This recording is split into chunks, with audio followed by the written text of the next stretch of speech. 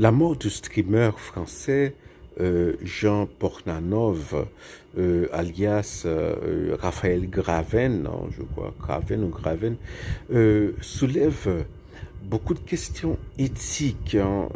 Alors, une chose étonnante, hein, c'est qu'il y a entre 20 000 et 40 000 êtres humains qui aiment regarder ça, voilà, qui aiment regarder des gens se faire battre, se faire humilier, se faire cracher dessus, voilà, et je sais pas, hein, les responsables de la chaîne, hein, de cette chaîne-là, eh bien,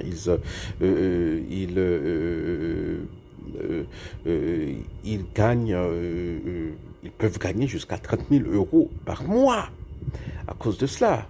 Donc c'est lucratif, hein, et tout le monde a dit qu'il était consentant, y compris monsieur, alors le monsieur qui est décédé, qui avait l'air malade, hein, voilà, il a 40 ans. Alors on a montré une photo de lui lorsqu'il était jeune quadra. On a l'impression que c'est un vieux monsieur de 70 ans, 75 ans.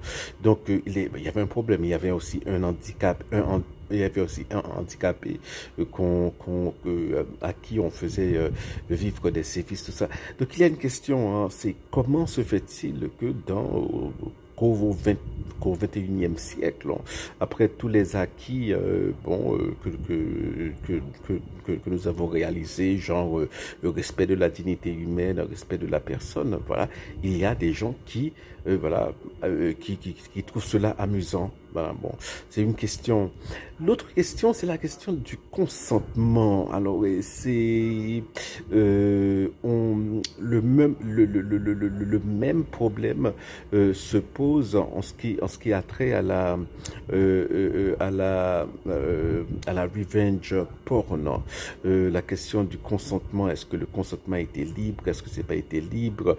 Par exemple, hein, est-ce que bon, la question de la revenge porn, si deux personnes font une vidéo intime ensemble et que l'une poste cette vidéo, hein, est-ce que alors et que il y a un consentement de départ, il y a un consentement originel, cette personne a-t-elle besoin d'un autre consentement pour mettre en ligne les vidéos? Voilà, bon, ça c'est une autre question.